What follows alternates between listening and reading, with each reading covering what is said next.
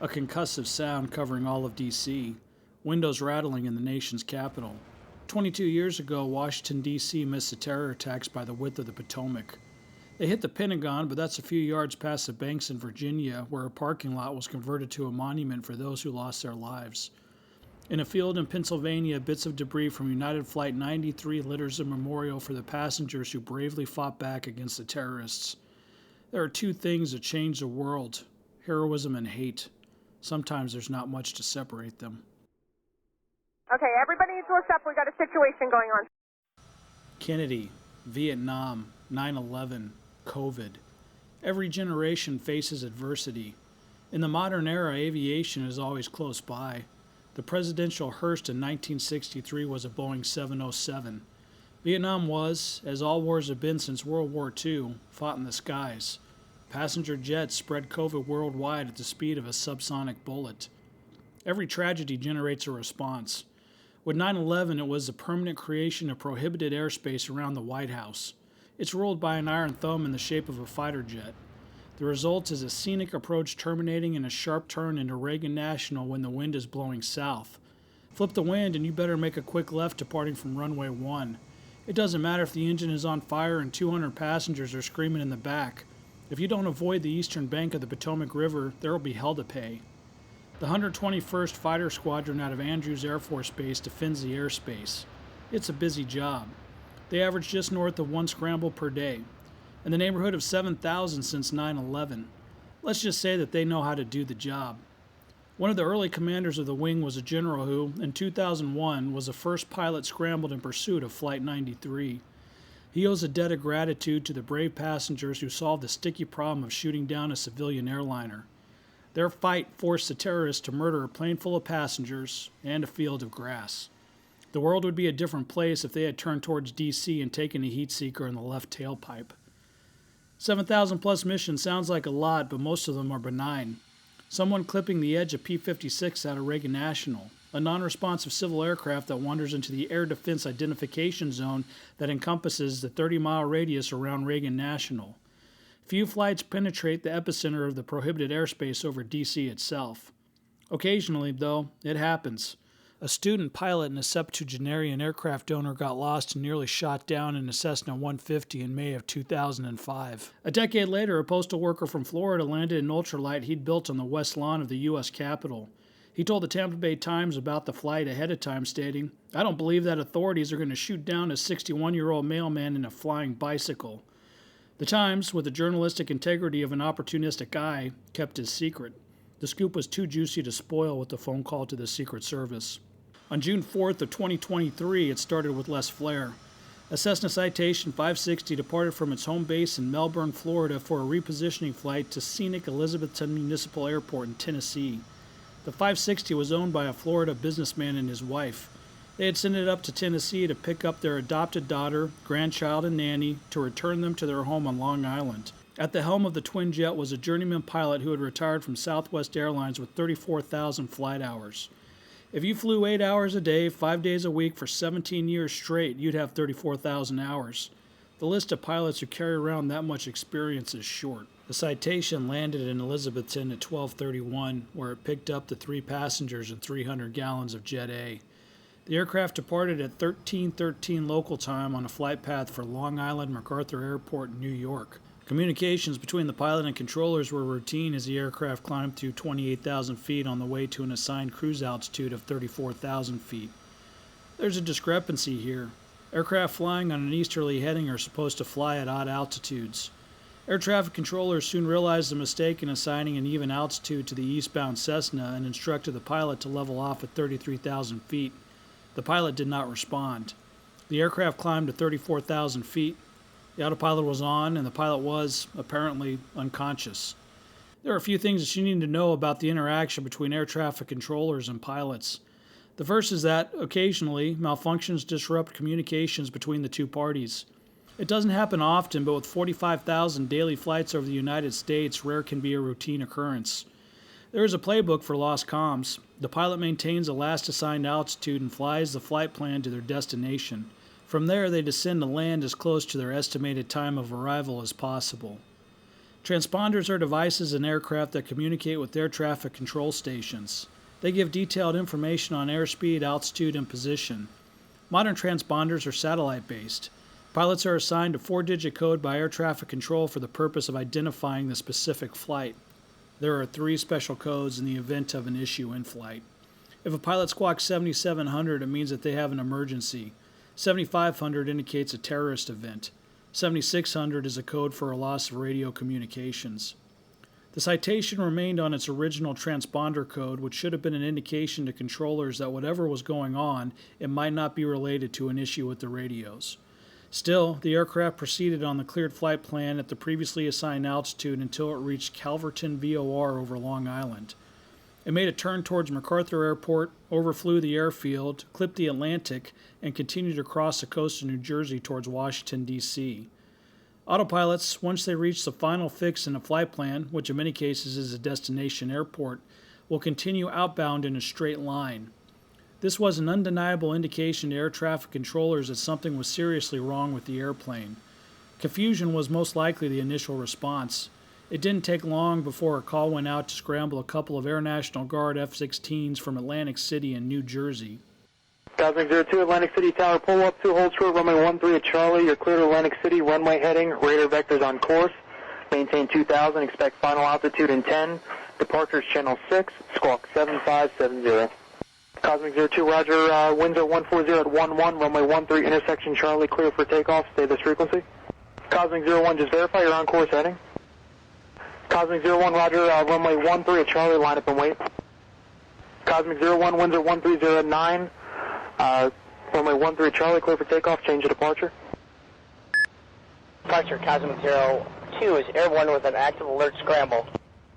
Cosmic 02, Atlantic City, departure. I'm looking for an on-course heading of 040. Cosmic 02, I don't have you on radar yet, stand by. Cosmic 02, turn left heading 040, climb maintain 7000. Cosmic 040 up to 7000.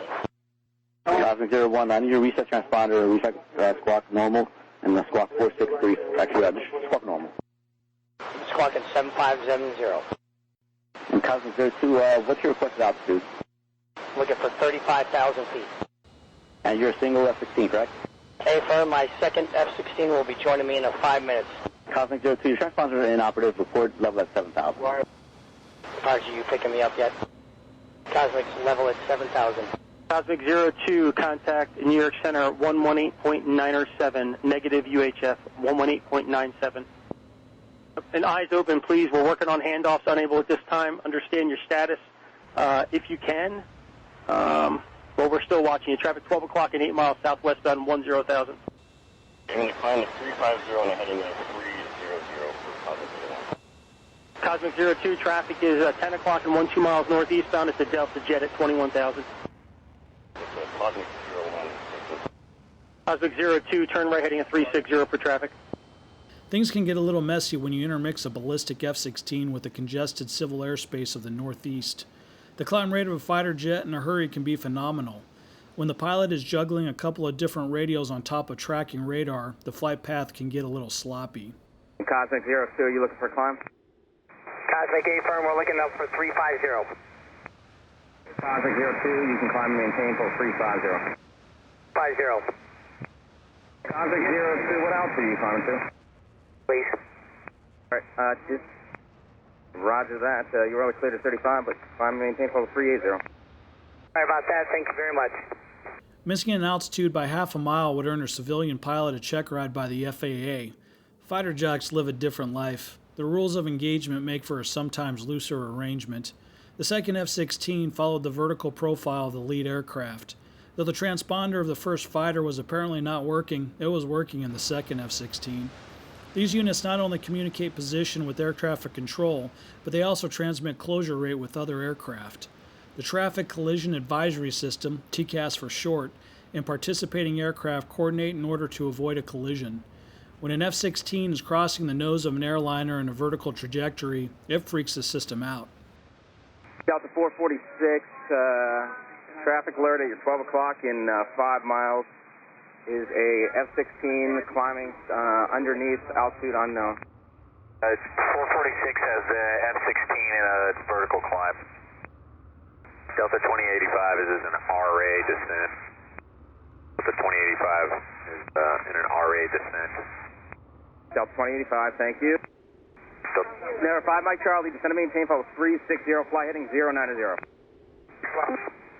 Cosmic 02, fly heading 290. 290, 5 Mike Charlie. 5 Mike Charlie, no. 5 Mike Charlie, heading 090. 090, 5 Mike Charlie. Cosmic 02, heading 290 right now. Cosmic 02, heading 290. Two civil aircraft were forced to take evasive action as a result of the TCAS alerts. This doesn't mean that there was a serious danger of collision, only that TCAS systems aren't programmed to anticipate the radical maneuvers that an F-16 is capable of. New York Center, Cosmic's with you. Cosmic 02, lost. Yeah, I'm looking for something at 15 miles at 35,000 feet. The TOI that I'm chasing down on your radar? I do, yeah, it's way more than 15 miles, though. Yeah, I heard 65 miles. I can't talk to my controlling agency. Can you give me a quick point out to where he is? Stand by. Cosmic apparently never found the Citation. Either that or the sudden realization that the Citation jet was making a beeline for D.C. elevated the situation to the 121st Fighter Squadron. It doesn't seem all that efficient, but another 2 F-16s were scrambled from Andrews. They were given authorization to go supersonic in pursuit of the rogue business jet. It's silent in front of a supersonic F-16, peaceful, no indication of the fury in its wake. Directly overhead, it's enough to lay you out. If the offender is 7 miles above the nation's capital, it'll rattle the politicians' rented windows in Georgetown and get a few days of coverage on CNN. Once they figure out that the pilot is unconscious, the media will note the similarities between it and the crash that killed golfer Payne Stewart in the previous millennium. They'll suggest hypoxia caused by depressurization of the cabin. Others will argue that the lack of condensation inside the aircraft means that it must have been a medical event, a heart attack or a stroke that killed the pilot quickly enough so that no one in the back knew what was going on. Aircraft tracking 7275. This is an armed air defense fighter transmitting on 121.5. You have been intercepted. Contact me up on this transmission, 121.5. The preliminary NTSB report catalogs the normal intercept procedure. The F-16 pulls into formation, attempts to make eye contact with the pilot or, failing that, passengers. They fire flares to rattle the cages. There is a strange detail buried in an already strange day. According to NORAD, the fighters intercepted the Citation at 15:20 local time. Only 2 minutes later, at 15:22, the business jet entered a right turn, which eventually turned into a rapidly descending spiral. They didn't shoot down the Citation. There would be 100 cell phone videos of the smoke trail if they had. Yet proximity of time suggests cause and effect. Intercepted by an F-16, flares arcing the sky, spiral dive. There are two scenarios. The Citation ran out of fuel nearly the instant it was intercepted, or someone inside saw the F-16s and attempted to take control of the aircraft, but only managed to put it into an unrecoverable dive. Hypoxia will knock everyone inside out, passengers and pilots, but depressurization would cause the oxygen mask in the passenger compartment to automatically deploy, a hard-to-miss indicator that something is amiss. The psychological boundary between the cockpit and cabin can be intimidating for individuals unaccustomed to private air travel. It's easy to see how a person in such circumstances might dawdle along in the back, never knowing the emergency taking place a dozen feet in front of them. Much of the mystery is bound to be buried in the witness accounts of the intercepting F-16 pilots. If the NTSB has statements from the fighter pilots, and it's hard to imagine that they don't, they're not releasing it. The media reported that the Cessna pilot was slumped over in his seat, but there are no other details. Were the windows frosted over? If so, depressurization is almost certainly the cause. If not, it could still be depressurization, or it could not. Did they see any movement in the cabin? Did they see a passenger sit down in the cockpit? Or was everything quiet until the spiraling descent? Questions with no answers.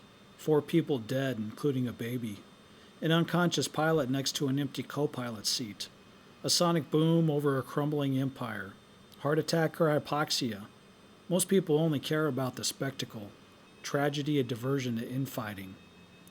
There is an evil under the sun that lies heavy on mankind, those to whom God gives wealth, possessions, and honor without joy. In the air or on the ground. The only difference is the speed that error leads to tragedy. The bureaucratic cut of 1,000 blades or 1,000,000 smoking pieces in the hills of Virginia. God bless them.